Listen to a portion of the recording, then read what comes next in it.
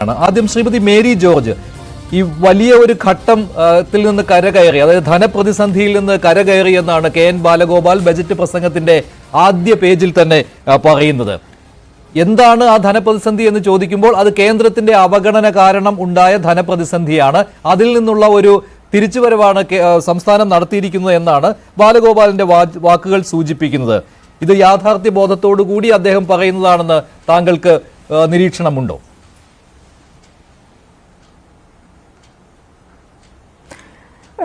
Mister Manjush, എനിക്ക് അങ്ങനെ യാതൊരു നിരീക്ഷണവുമില്ല. കാരണം ഈ കേന്ദ്രത്തെ പഴിചാരുന്നത് സംസ്ഥാന ഗവൺമെന്റിന്റെ ഒരു സ്ഥിരം ശൈലിയാണ്. അങ്ങനെയാണ് ഈ ബജറ്റിന്റെയും തുടക്കം. ടേക്ക് ഓഫ് ചെയ്യുമെന്നുള്ളത് അദ്ദേഹത്തിന്റെ ഒരു സ്വപ്നമാണ്. ഇപ്പോഴത്തെ അവസ്ഥയിൽ പോയാൽ ടേക്ക് ഓഫ് ചെയ്യുകയല്ല, ലാൻഡിംഗ് ആയിരിക്കും, കൂടുതൽ ലാൻഡിംഗ് ആയിരിക്കും സംഭവിക്കാൻ പോകുന്നത് എന്ന് വേണം മനസ്സിലാക്കാനായിട്ട്. അപ്പോൾ എന്താണ് അദ്ദേഹത്തിന്റെ ഈ ടേക്ക് ഓഫ് കൊണ്ട് ഉദ്ദേശിക്കുന്നത്? എന്താണ് ഈ കേന്ദ്ര അവഗണന കൊണ്ട് അദ്ദേഹം ഉദ്ദേശിക്കുന്നത്? കേന്ദ്രം അവഗണന സംസ്ഥാനങ്ങളോടെല്ലാം ഉണ്ട്, അതായത് പ്രത്യേകിച്ച് തെക്കേ ഇന്ത്യൻ സംസ്ഥാനങ്ങളോട് എല്ലാം ഉണ്ട് എന്നത് ശരിയാണ്. പക്ഷെ അതേ സമയത്ത് തന്നെ ഓർക്കണം, 15ാം ധനകാര്യ കമ്മീഷൻ കേരളത്തെ മാത്രം അവഗണിച്ചു എന്ന് എപ്പോഴും പറയുന്നത് എത്ര തിരുത്തിയാലും ഇവർ തിരുത്തപ്പെടുകയില്ല എന്നുള്ളതിന്റെ തെളിവാണ്. കാരണം റവന്യൂ ഡെഫിസിറ്റ് ഗ്രാന്റ് 18 സംസ്ഥാനങ്ങൾക്ക് റവന്യൂ ഡെഫിസിറ്റ് ഗ്രാന്റ് കൊടുത്തിട്ടുണ്ട്. അതിൽ ഏറ്റവും കൂടുതൽ കിട്ടിയത് കേരളത്തിനാണ്. ഈ 15ാം ധനകാര്യ കമ്മീഷന്റെ 54,141 കോടിയാണ് റവന്യൂ ഡെഫിസിറ്റ് ഗ്രാന്റ് ആയിട്ട് കേരളത്തിന് കിട്ടിയത്. അത് ആദ്യത്തെ വർഷം കൂടുതൽ, പിന്നത്തെ വർഷം കുറഞ്ഞ് കഴിഞ്ഞ വർഷം ആയപ്പോഴത്തേക്കും അത് പൂർണ്ണമായി തീർന്നു. 25-26 അതിന്റെ ബാക്കിയില്ല. അതാണ് ഗ്രാന്റ് കിട്ടിക്കൊണ്ടിരുന്നു, അത് കടന്നുപോയി. എന്താണ് ഫിനാൻസ് കമ്മീഷൻ ചെയ്യുന്നത്? ഇക്കാര്യങ്ങളൊക്കെ ഇവർക്കൊക്കെ അറിയാം, പക്ഷെ സാധാരണ ജനത്തിന് അറിയില്ലല്ലോ.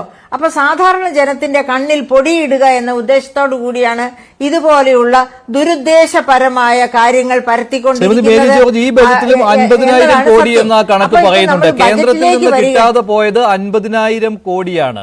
അതാണ് ഈ ധനഞെരുക്കത്തിന് പ്രധാനപ്പെട്ട കാരണമായിട്ട് ബാലഗോപാൽ ഈ ബജറ്റിലും പറയുന്നത്. അതിനെയാണ് കേരളം നികുതിയേതര വരുമാനത്തിന്റെ വർധനവിലൂടെ മറികടന്നത്, അല്ലെങ്കിൽ മറികടന്നുകൊണ്ടിരിക്കുന്നത്. 81,000 കോടിയായിട്ട് നികുതി വരുമാനം തന്നെ 81,000 കോടിയിലേക്ക് എത്തിച്ചു. നികുതിയേതര വരുമാനം കൂടുമ്പോൾ 1,00,000 കോടിക്കും മുകളിലേക്ക് എത്തിക്കുകയും ചെയ്തു. അങ്ങനെ ഈ അമിതമായ ചെലവുകൾ വേണ്ടെന്ന് വെച്ചും, അതായത് ധൂർത്തൊഴിവാക്കി. അതുപോലെ തന്നെ എന്നാൽ സർക്കാരിന്റെ അത്യാവശ്യ ചെലവുകൾക്ക് ഒരു മുടക്കവും വരുത്തിയിട്ടുമില്ല. ജനങ്ങളുടെ ക്ഷേമത്തിന്, അതായത് അദ്ദേഹം അത് പറയുന്നുണ്ട്, വികസന ക്ഷേമ പ്രവർത്തനങ്ങൾക്ക് കാര്യമായ മുടക്കം വരാതെ മുന്നോട്ട് പോകാൻ കേരളത്തിന് കഴിഞ്ഞു. എന്നിട്ടും ഈ ധനഞെരുക്കത്തിന്റെ തീക്ഷ്ണമായ ഘട്ടത്തെ കേരളം അതിജീവിക്കുകയാണ് എന്ന്. അതായത് കേന്ദ്രം 50,000 കോടി നൽകാതെ അവഗണിച്ചിട്ടും അതിനെ മറികടന്ന ഒരു സർക്കാരായിട്ട് സംസ്ഥാന സർക്കാർ മാറുന്നു എന്നാണ് ധനകാര്യ മാനേജ്മെന്റ് കൈകാര്യം ചെയ്യുന്ന ധനമന്ത്രി അവകാശപ്പെടുന്നത്. ധനമന്ത്രി, അതുകൊണ്ട് തന്നെയാണ് ഞാൻ പറയുന്നത്, ധനമന്ത്രി ഒരു മൂഢസ്വർഗത്തിൽ ഇരുന്നു കൊണ്ടാണ് ഇത്തരം കണക്കുകൾ കൂട്ടുന്നതും നമ്മളെ കേൾപ്പിക്കുന്നതും.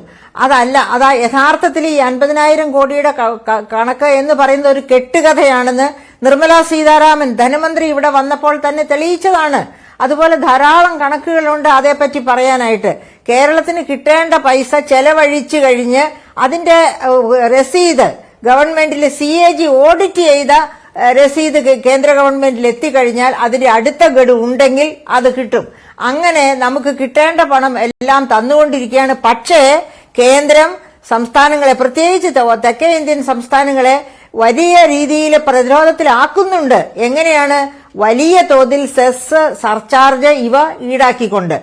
അക്കാര്യം സംസ്ഥാന ഗവൺമെന്റിന് ഡിസ്കസ് ചെയ്യാവുന്നതാണ് കേന്ദ്ര ഗവൺമെന്റുമായിട്ട്.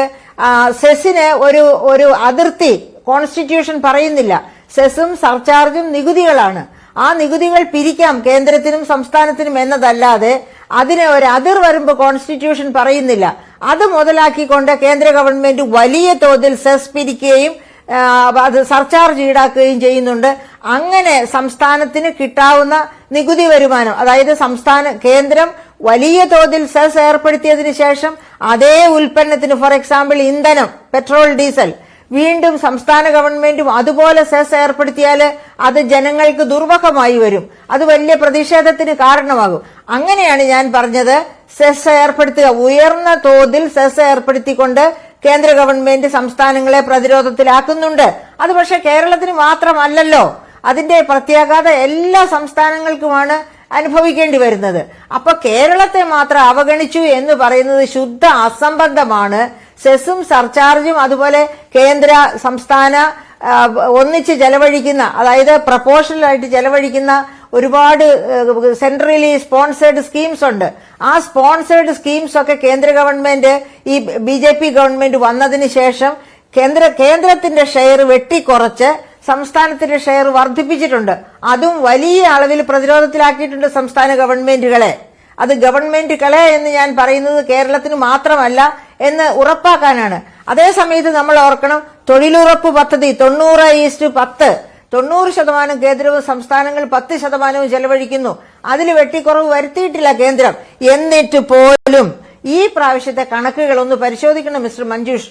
അതായത് ഈ തൊഴിലുറപ്പ് പദ്ധതിക്ക് വേണ്ടി കൊടുത്ത ഫണ്ട് പോലും വകമാറ്റിയതായിട്ടാണ് നമ്മൾ അറിയുന്നത്. അതായത് തൊഴിലുറപ്പ് പദ്ധതിക്കാർക്കോട് പോലും നീതി പുലർത്തിയിട്ടില്ല ഈ ഗവൺമെന്റ്.